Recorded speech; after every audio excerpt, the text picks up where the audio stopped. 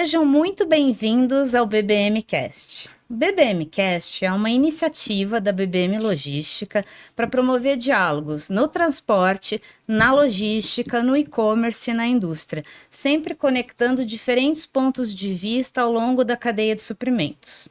Para participar desses encontros, a BBM Logística vai sempre convidar os seus clientes, executivos e profissionais especialistas do setor. A ideia é que esses profissionais tragam para nós seus cases de sucesso e compartilhem boas práticas do que está dando certo em suas operações. Eu convidei para o nosso encontro o Pedro Moreira, presidente da Bralog, um grande especialista do setor que vai me ajudar nas conduções da entrevista, da pauta e no enriquecimento dos diálogos. A BBM Logística vai divulgar nas suas redes sociais, então se você não segue, aproveita para seguir a BBM nas redes sociais, acompanhe conosco esse e os próximos episódios. Pedro, muito obrigado por ter aceitado o nosso convite. Gostaria que você se apresentasse para o nosso público e comentasse o que você acha sobre esse tipo de iniciativa. Ok, Gil, maravilha. Pedro Moreira, presidente da Bralog, Associação Brasileira de Logística. Somos aí um ecossistema do setor, com mais de 150 empresas associadas, né, que busca aí delinear e compartilhar com o mercado as tendências da logística e os caminhos, né.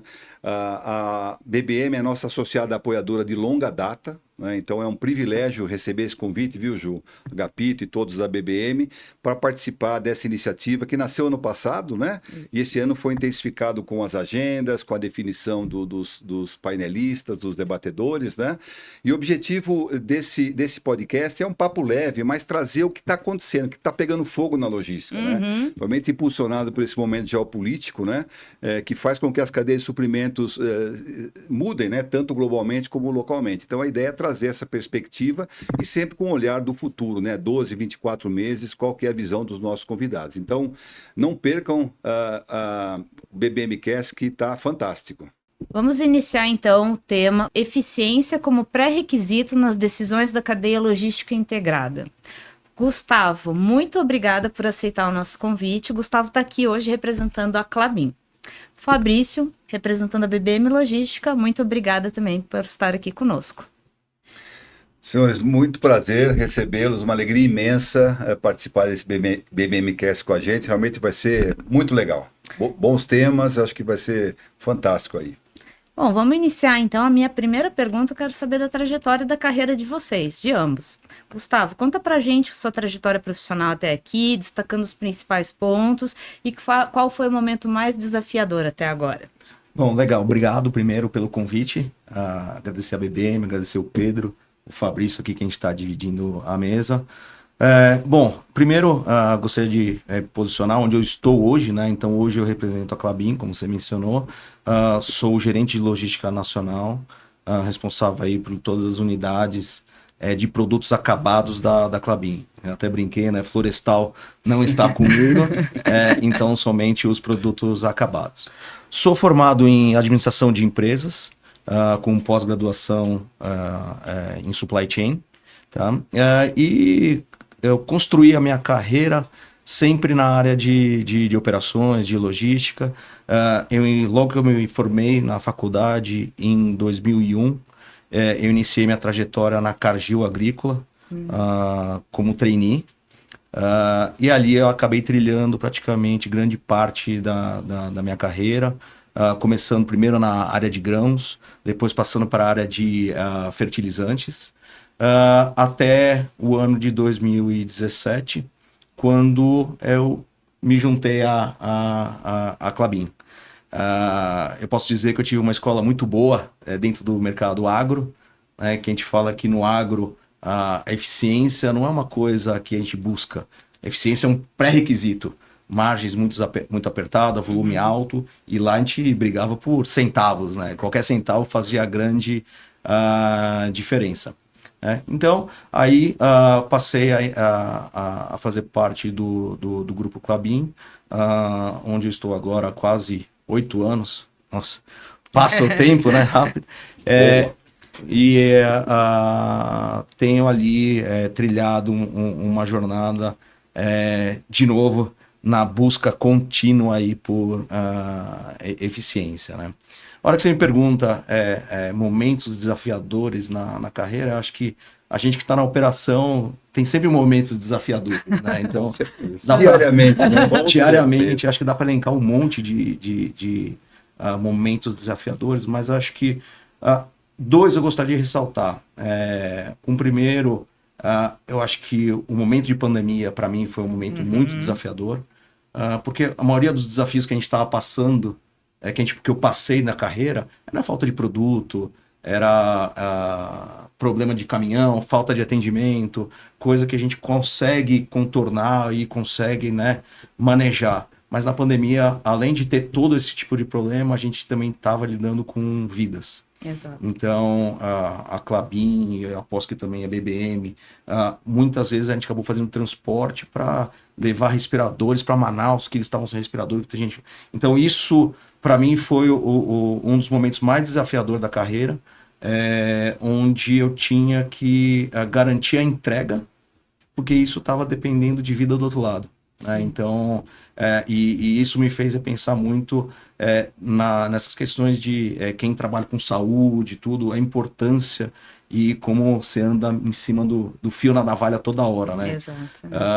E um segundo momento que acho que não dá para desplugar o lado profissional do lado pessoal, né?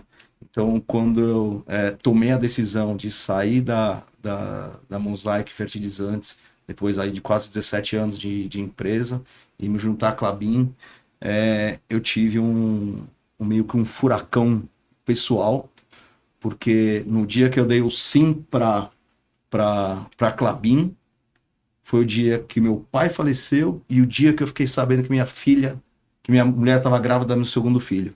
Poxa. Nossa. Então, a pandemia então, dentro de mim, né? Mas foi um momento que me marcou muito na profissão, porque, por um lado, uma mudança profissional grande, depois de 17 anos dentro de uma empresa, aí com uma perda que não dá para nem mensurar palavras, e do outro lado, uma felicidade que minha esposa estava grávida. Então, foi um turbilhão de emoções. Então, esses dois momentos foram bastante aqui importantes e que me marcaram muito na carreira.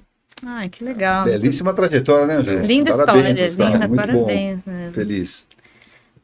E você, Fabrício? Compartilha com a gente. Então tá, vamos lá. Bom, eu estou como diretor de negócios de carga, lotação e dedicados dentro da BBM, né? A minha trajetória eu começo lá atrás, já tenho 26 anos de experiência na área de logística.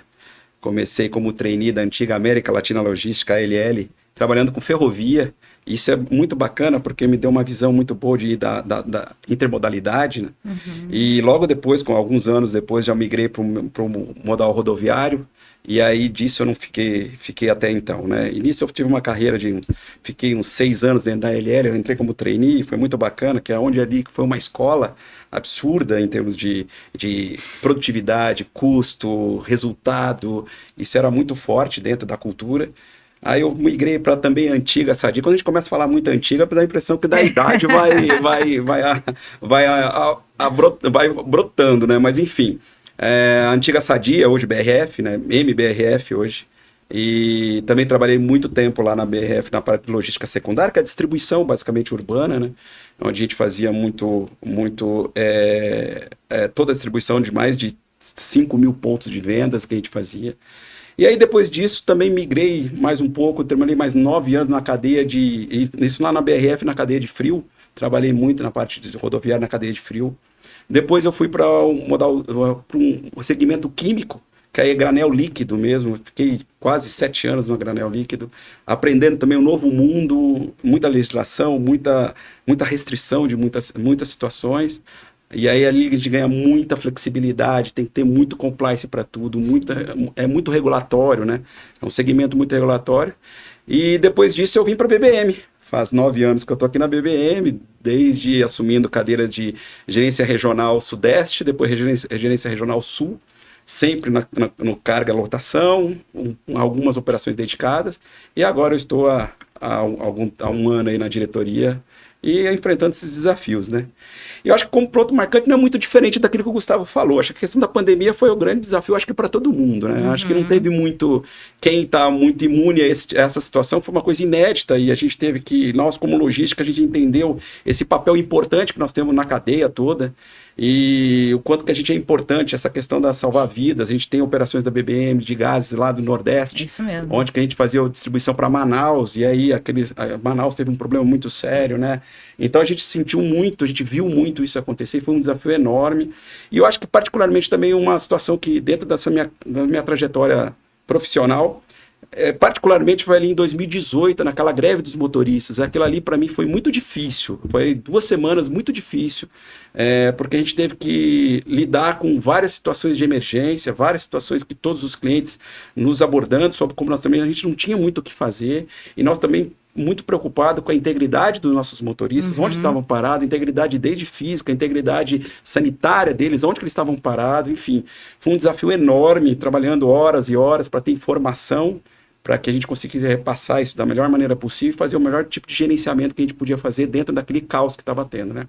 Então, acho que foi um pouco disso e serve como bastante experiência nesse tempo todo aí de logística. Que maravilha, outra ótima trajetória. E realmente eu sempre destaco isso, né? O mercado começou a entender a importância da logística nesses 2 momentos. A greve dos caminhoneiros, Sim. que foi uma prova de choque aí para a gente. Para nós, E depois a também pandemia é o novo normal e a gente tem que se repensar e reestruturar, né? Mas claro, vamos falar um pouquinho de cenário Brasil, cadeia de suprimento global. O tema geopolítica está quente já há alguns anos, né? E agora mais recentemente. E isso chacoalha as cadeias de suprimentos, tanto globais como locais, né? Então, gostaria que você traçasse um panorama do impacto, no caso da cadeia de suprimentos de papel e celulose, e como é que você tem lidado com esses desafios. Não, bacana. Eu acho que está bem... A situação global tá bastante confusa, né?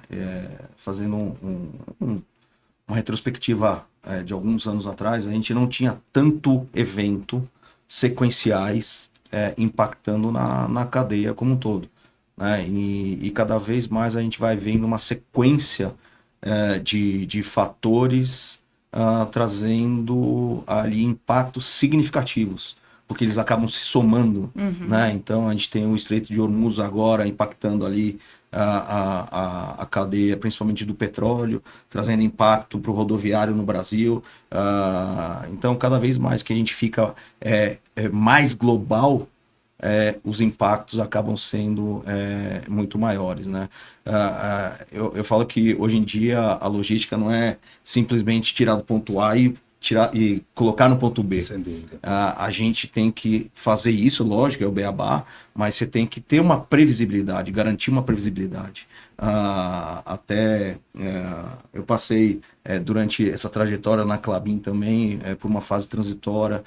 Eu também fiquei na cadeira de logística internacional, tratando com armadores, e foi uma fase onde a gente teve algumas sequências que impactaram muito na logística global, dificultando a previsibilidade para os clientes, porque os containers que saíam do Brasil, a gente não conseguia dar previsão de quando ia chegar no cliente final. E isso é muito ruim. Eu te vendo, mas e te entregar? Não consigo te dar previsão, porque o container parava num transbordo na Espanha, e aí depois não tinha navio para seguir para o Oriente Médio. A rota original, que era para fazer 30 dias, a gente estava fazendo 180, que a cadeia de suprimentos consegue aguentar isso. Né? Então, o que a gente vem trabalhando muito dentro da Klabin para tentar mitigar isso é garantir visibilidade na cadeia como um todo, não mais no ponto A e no ponto B. Então é trazendo sistemas, trazendo parceiros que consigam dar essa visibilidade. Você não pode trazer um parceiro que vai somente carregar. Hoje não é só preço, tem um nível de serviço que precisa ser atendido, porque também quando eu deixo de entregar, não é o transportador A ou B, é a Klabin que deixou de entregar. Né? Então é um nome, é o nosso nome que tá na jogada, e para isso a gente precisa de parceiros importantes para que possa caminhar junto nessa jornada. Né? Então a gente não vai conseguir mitigar todos os problemas que tem cada vez mais surgindo na cadeia, cada hora uma novidade. A gente vem enfrentando efeitos climáticos impactando na cadeia logística. Então, a gente tem uma exportação muito grande para Santa Catarina. Cada vez mais tem fechamento de barra por neblina, por subida do rio lá de Itajaí. Então, tem coisas que a gente nunca via no passado e agora está vendo com frequência. Como que a gente consegue mitigar tudo? Não consegue. Então, realmente, buscando cercar o máximo possível essas variáveis e focar no que a gente controla, né? Porque senão a gente acaba ficando maluco. Não, maravilha. Você tocou num ponto importante, né? Que hoje fortalecer os elos da cadeia é fundamental, né? Você não ganha jogo sozinho hoje, né? Ainda mais esse ambiente caótico que nós estamos vivendo, né? Então, isso é muito importante. E o outro ponto do transporte, né? Transporte, preço é importante, mas em tese é uma commodity, né? Sim.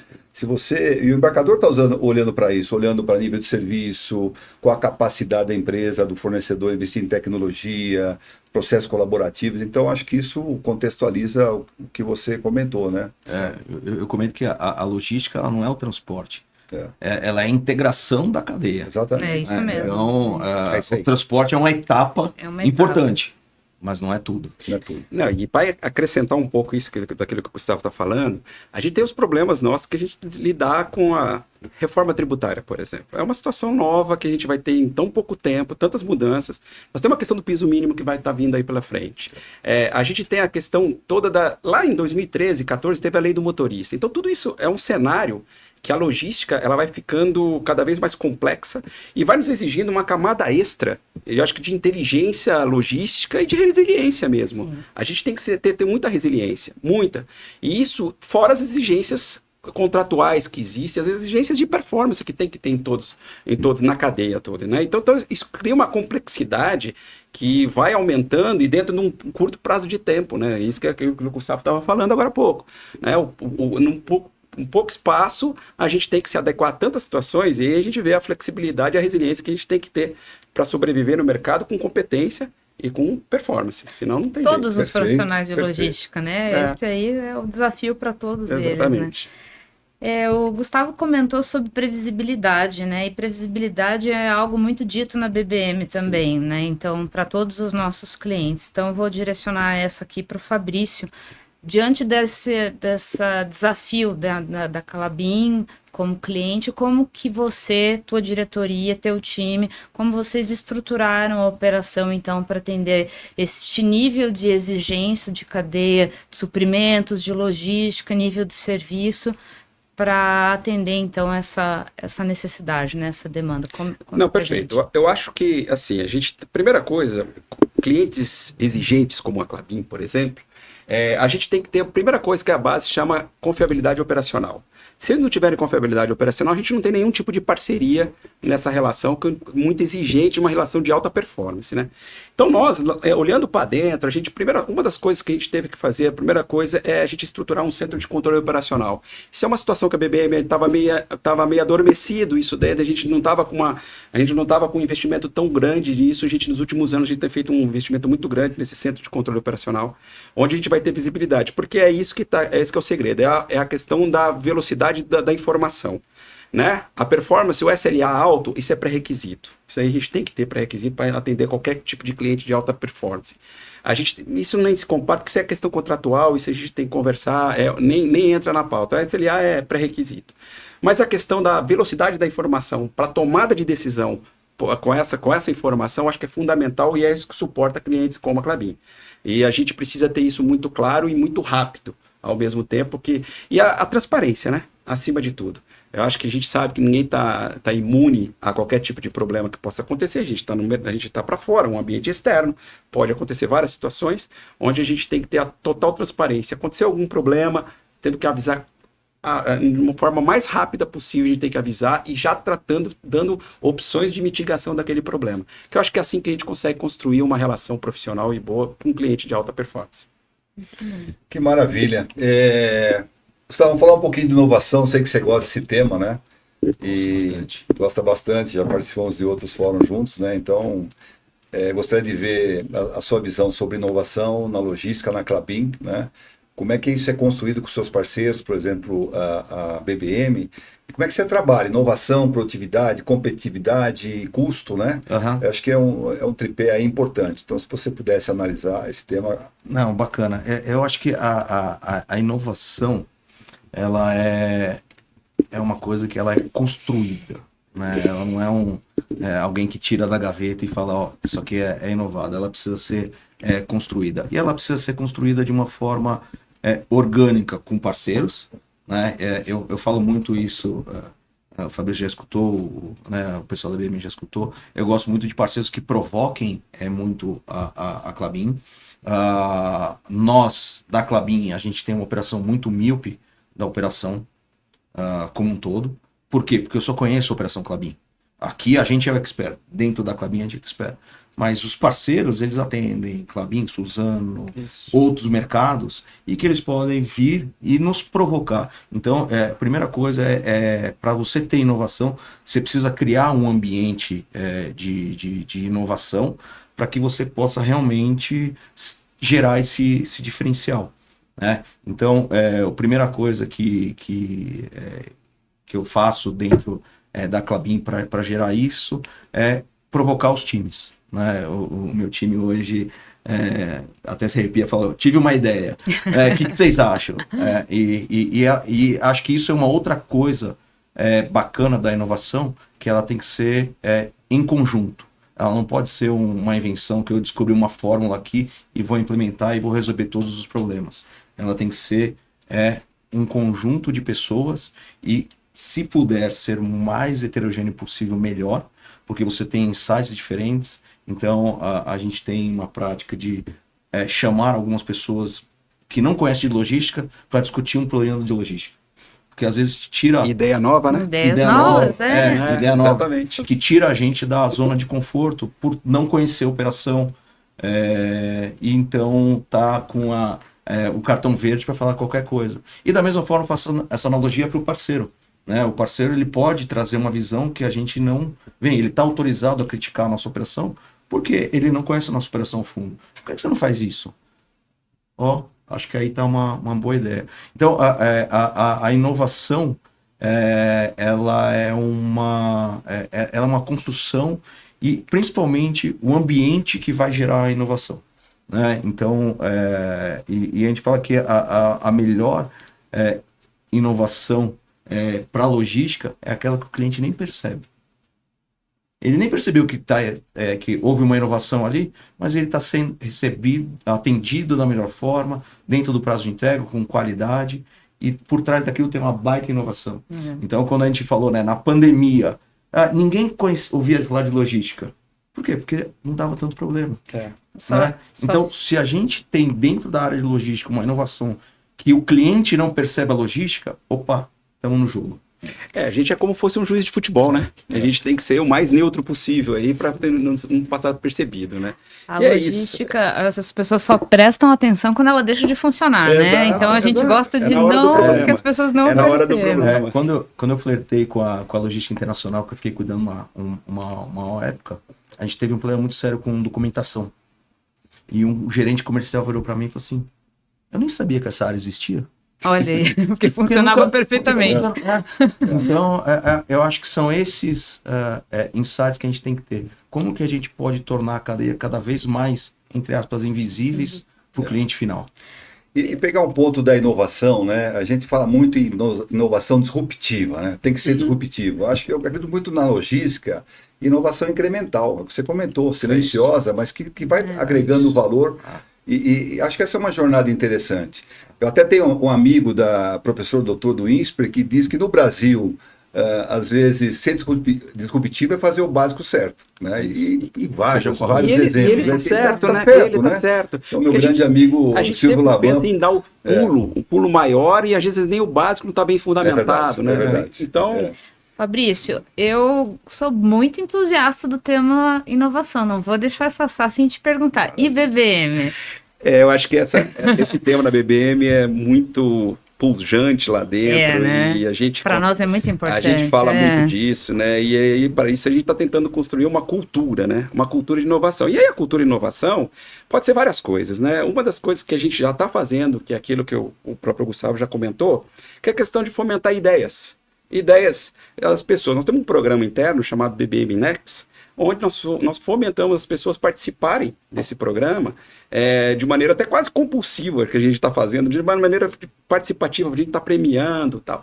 Mas é justamente para trazer ideias, e não tem complexidade de ideias. Pode ser simples, pode ser ideias complexas, não tem problema, mas a gente tenta fazer a participação, dali vai vir coisas novas, coisas que ninguém estava pensando de uma maneira, talvez algum colaborador lá embaixo esteja pensando de uma maneira, ele está no dia a dia. Então, eu acho que esse programa é muito, muito bacana, e eu acho que é um pontapé muito grande que a gente deu nessa questão da cultura de inovação. Nós temos hoje, dentro da companhia, já desenvolvendo algumas... A gente fala de IA, talvez seja muito, muito genérico falar, todo mundo fala em IA, mas a gente tem algumas coisas já específicas, tem duas IAs, uma para RH, uma para da área jurídica, que analisa contratos, tem outra que faz recrutamento, seleção, já faz até entrevista, que é a Júlia, do RH, e a Maria, lá do jurídico, né? A gente tem uma cultura data-driven, já instalada dentro da empresa, a gente quer, basicamente, a gente está querendo fazer todo mundo pensar em dados, essas coisas. Nós temos, claro, né? Nós temos alguns programas de inovação, já umas parcerias com universidades, alguns hubs de inovação que a gente está fazendo, né?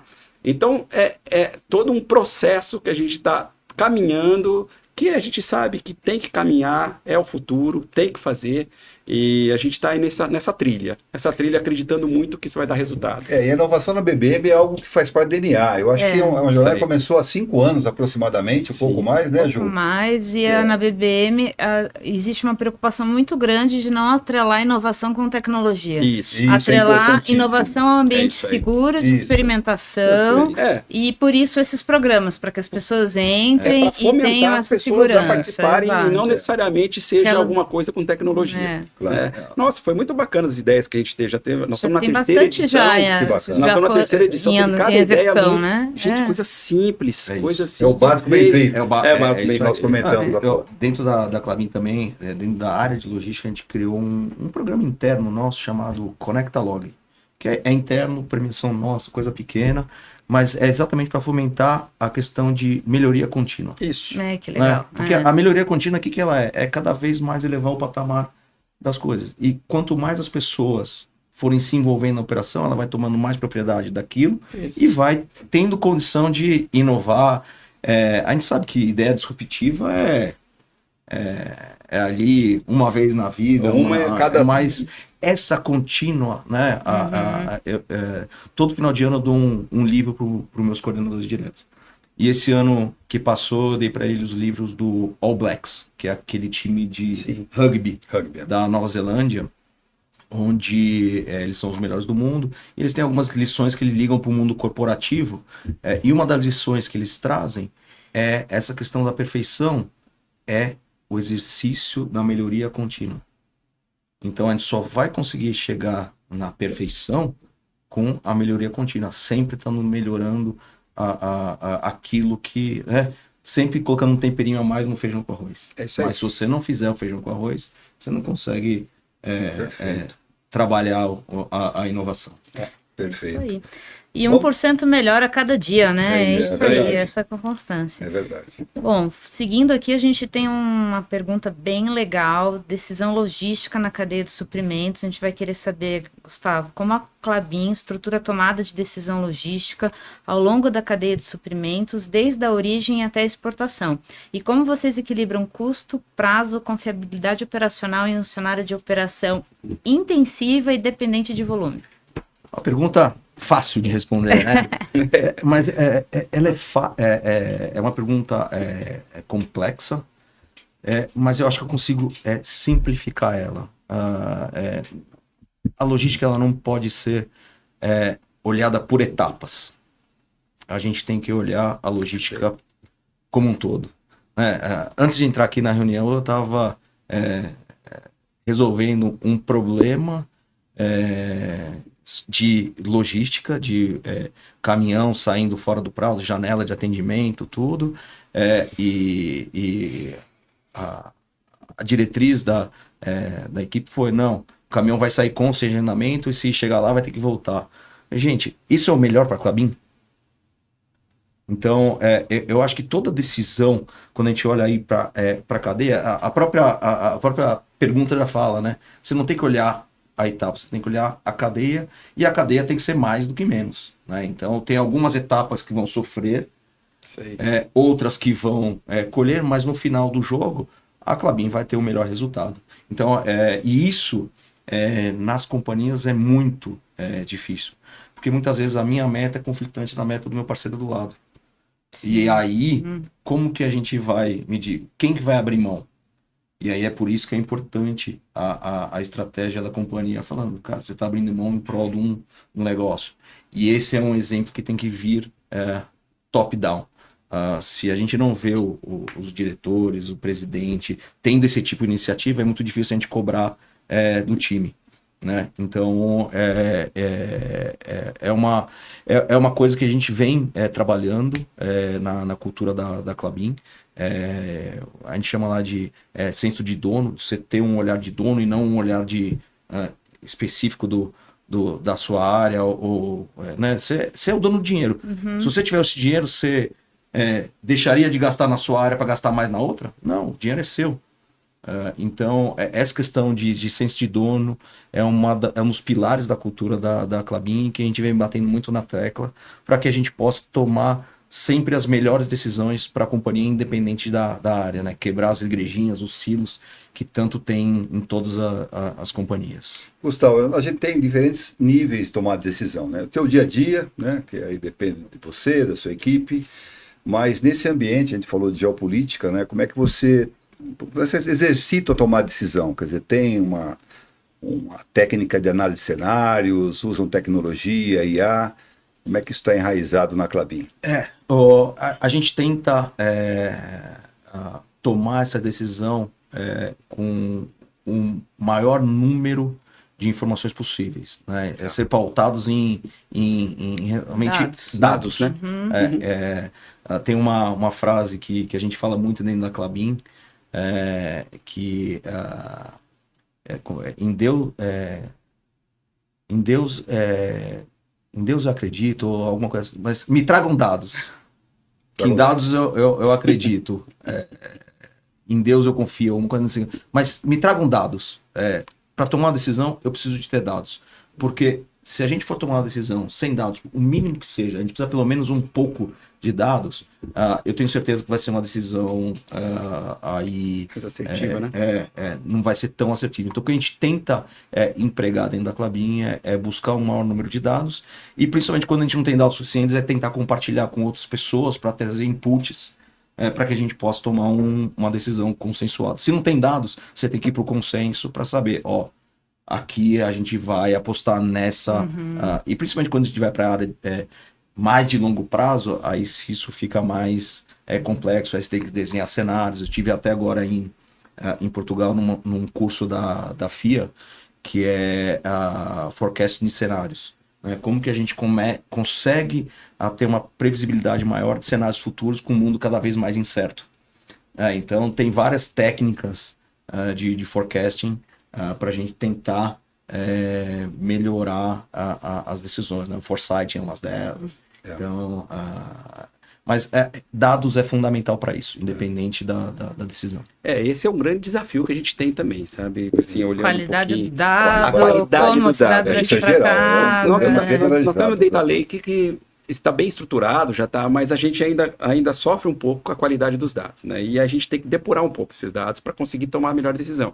E é aquilo, a complexidade vem quando você olha do início ao fim da cadeia todo, daquilo que você tem gerência sobre aquilo, né? E se você não tem gerência, tem que compartilhar com quem tem gerência para que consiga tomar a melhor decisão nos momentos de ambiguidade de situações, né? Você tem situações... E é um pouco do que o Gustavo falou da questão das igrejinhas, né? Todo mundo olha muito para o seu umbigo nessa hora do problema. A gente tem que olhar sistemicamente. Como é que vai ser da cadeia do início ao fim para ver aonde que vai doer menos a qualquer tipo de decisão ou a melhor decisão que seja, né? Então é isso aí. E os dados que vai trazer isso tudo. E eu lembrei a frase, que é: em Deus eu confio, o resto das pessoas me tragam dados. Pô, isso é bom. Ah, muito bom. Faz todo sentido, né? É isso. Faz todo sentido. Então a gente está usando muito esse mantra, principalmente dentro da área de supply da Klabin. É Eu legal. acredito muito na parte de análise de cenários técnicas, isso técnicas super Isso. apuradas Sim, hoje. sim. E aí com o advento de IA, quer dizer, você tem aí Você potencializa o uso potencializa dessas decisões mais rápidas, que hoje você precisa ter, né? Se não tiver... Sai do achismo. Exatamente. É. Você tem que sair do achismo. Mas, de novo, tudo depende de dados. Porque se de você dados, tiver uma base de dados ruim, o output O vai ser output ruim. vai É isso mesmo. Bom, Gustavo, nós falamos então de geopolítica, falamos de inovação, falamos agora desse tema importante de tomar decisão, mas tem um que permeia todos esses tópicos, que é a regulação no Brasil, né? O arcabouço regulatório e a burocracia, às vezes, prejudicam muito a produtividade da cadeia de suprimentos, né? Então, como é que você vê o ambiente regulatório no Brasil, trazendo para o nosso setor, né? Então, temas como frete mínimo, jornada 6x1, enfim, como é que você vê isso e trabalha isso na Klabin junto com a sua equipe? Bom, O que suspiro, Lomba?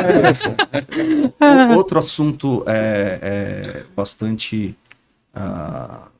com bastante, né, coisa para se falar, eu acho que a regulamentação ela é fundamental, né? Ela é importante para que a gente possa aí ter um direcionamento, para que possa ter ali regras bem estipuladas, mas o problema é quando essas regras são criadas por alguém que não conhece o negócio a fundo, né? Então a gente estava falando até um pouco mais cedo a questão do frete mínimo. Cara, eu sou a favor do frete mínimo, mas ele tem que ser construído de uma forma inteligente que ele defenda assim um mínimo de frete, principalmente dos motoristas autônomos, mas ele tem que também entender que existe oferta e demanda de transporte.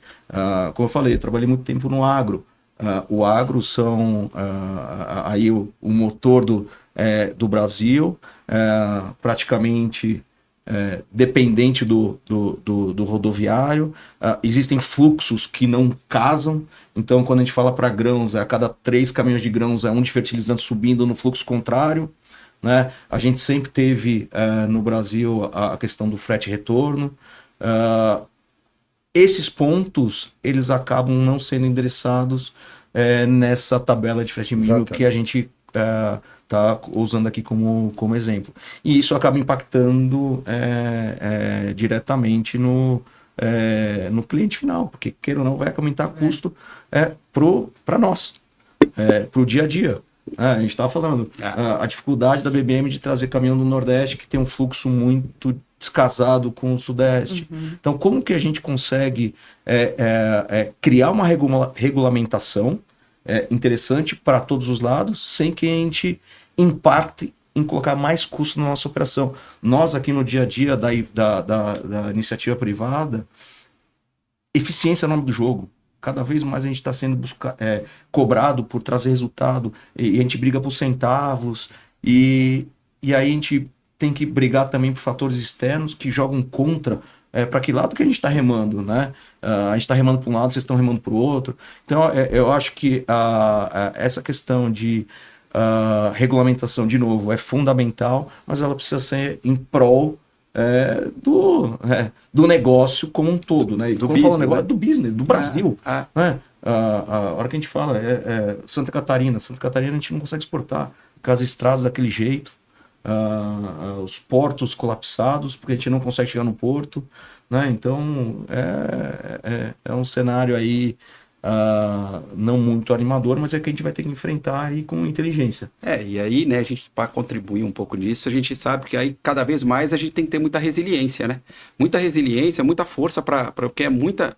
A regulação, quando ela é política e não técnica, que é um pouco daquilo que o Gustavo estava falando, é muito difícil para a gente, né? A gente tem que se adaptar. A gente tem que se adaptar porque tem um viés muito político para isso, e aí a gente não é muito pensado. A própria lei do piso mínimo agora, lá atrás foi a lei do motorista, onde tinha que ter obrigado a parar, não tinha estrutura, não tinha infra para isso, não tinha infra para os motoristas pararem, então era uma regulamentação totalmente atravessada, sem uma discussão madura e técnica para que isso aconteça. Essas são as regulações. O Brasil tem esses abacaxis aí pra gente tentar descascar, né? E é isso que a gente tá tentando. E ao mesmo tempo, a gente tem que se adaptar com o jogo andando, com o business acontecendo. A eficiência é a nossa mantra, mas ao mesmo tempo nós temos que ter eficiência, resultado e com esses problemas acontecendo. Nem é problemas, esses adventos que acontecem, esses desafios que acontecem no meio. Então é desafiador. Por isso que eu falo, muita resiliência, usar muita inteligência, estudar bastante para ver como que a gente consegue sair dessas situações todas com o mínimo de prejuízo possível que a gente possa ter, né? Vocês colocaram 2 pontos, Ju. Eu acho que bom, a Bralog é contrário a qualquer definição de preço, tabela de preço. É livre mercado. Eu acho que no mundo todo é assim, acho que deveria ser. Exato. Mas enfim, é lei. Lei tem que ser cumprida. Isso. Mas eu acho que deveria ouvir mais a iniciativa privada. Sim, Né? sim. Por exemplo, frete retorno é algo comum. Qualquer Sim. país do mundo, quer dizer, não tem sentido. E outras particularidades que a gente tem levantado lá na Bralog, e estamos conversando lá com a NTT para ver se a gente ajusta um pouco isso. Pô, traz a iniciativa privada, vamos fazer uma tabela de frete um pouquinho mais pé no chão. Isso. Né? Talvez analisar o Brasil por regiões, por cadeias produtivas. Eu sei que não é simples, já me falaram que não é simples, mas precisamos tentar, porque tem uma tabela padrão que norte a sul, leste a oeste. Um trabalho mais técnico, né? Mais técnico. Não, e simplificar um problema tão complexo é pior do que não se Exato. É verdade. Exatamente. não né? regular. Eu- Né? Então, eu falo acho que isso. simplificar Gera demais. mais problemas. Tratar com situações complicadas com simplicidade não vai longe. Você não vai conseguir. Você vai começar a criar às vezes, eu espero que não, mas em breve eu até temo de um colapso de alguma coisa logística justamente por essa situação, onde que as situações... Até a própria resolução para esse piso mínimo de frete não está muito clara muitas situações. Então, gera uma dúvida coletiva.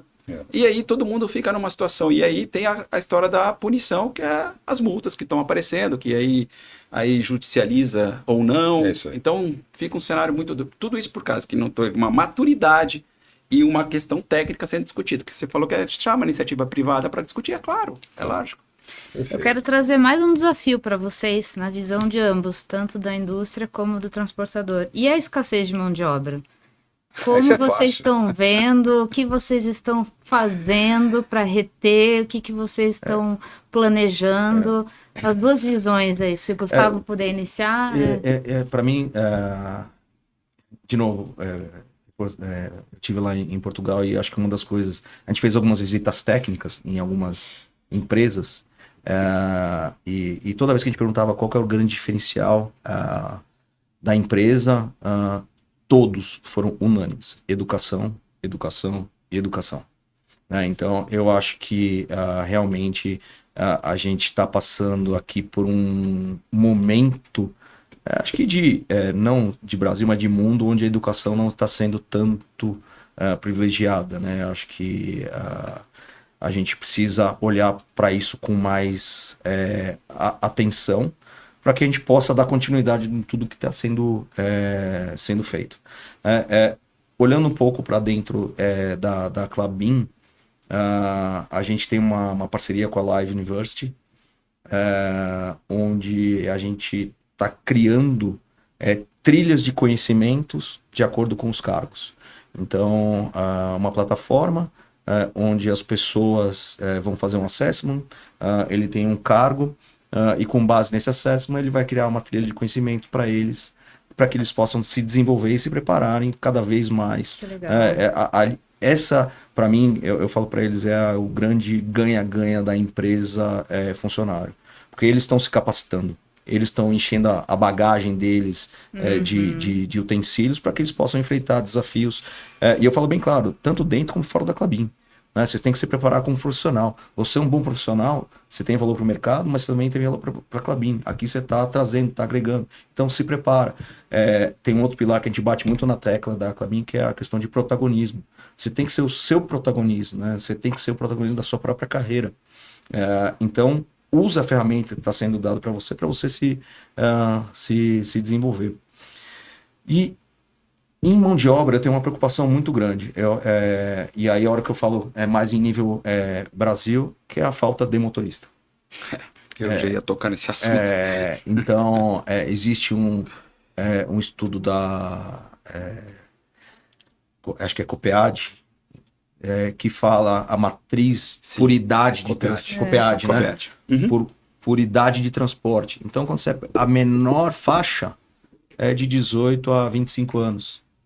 E a maior está ali para cima de 50. Então, eu acho que o Brasil, em pouco tempo, 5, não sei prever, vai passar por um fenômeno que Estados Unidos passou e vem passando, Europa passou, que é a falta de motorista. E aí você vê brasileiro saindo daqui do Brasil para ir dirigir caminhão nos Estados Unidos, aí você vê o pessoal do leste europeu que não tem um salário tão bom indo para a Europa para dirigir caminhão. Né? E eu acho que aqui no Brasil, em breve, a gente vai começar a ver também outras economias um pouco mais fracas que o Brasil, atraindo esse tipo de mão de obra para complementar, porque hoje, da maneira que está, o motorista não quer mais continuar. Antes era uma carreira transferida de pai para filho. Familiar, né? Você vê muito filho dirigindo. Seguir os A idade passos média do tá pai, alta né? do motorista. Tá né? alta. Eu acho 48 Tá falando, anos. exatamente isso. Tá. E as gerações Então, não seguem. Né? então, eu acho que se a gente não tiver uma iniciativa para melhorar as condições dos motoristas, não só piso, mas questão de infraestrutura. Muita fábrica, muito local hoje não tem lugar nem onde o motorista parar para descansar. Né? Então aí a gente vai sofrer. A Klabin, ela vem fazendo algumas ações de escola de motoristas, né? De fornecer treinamento para que essas pessoas tirem a carteira, para que você gere mão de obra, né? Mas eu acho que vai ser um desafio aí que em breve virá para a mesa.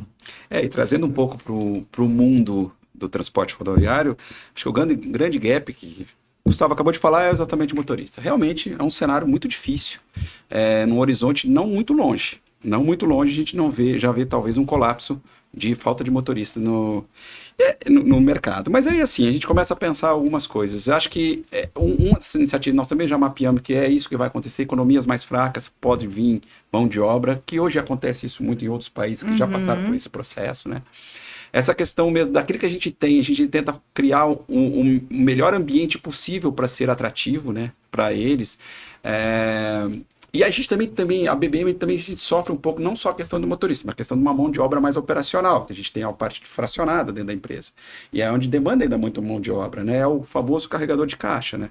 Então, isso também é uma situação onde que a gente tem uma concorrência muito grande com os programas sociais do governo versus aqueles Ubers, as entregas que tem de moto, enfim, toda a parte de informalidade que existe hoje através do advento que veio da internet e tudo isso que aconteceu, isso também nos complica muito a questão da mão de obra, né? Operacional de chão de fábrica, de chão, que é lá do piso, lá do armazém.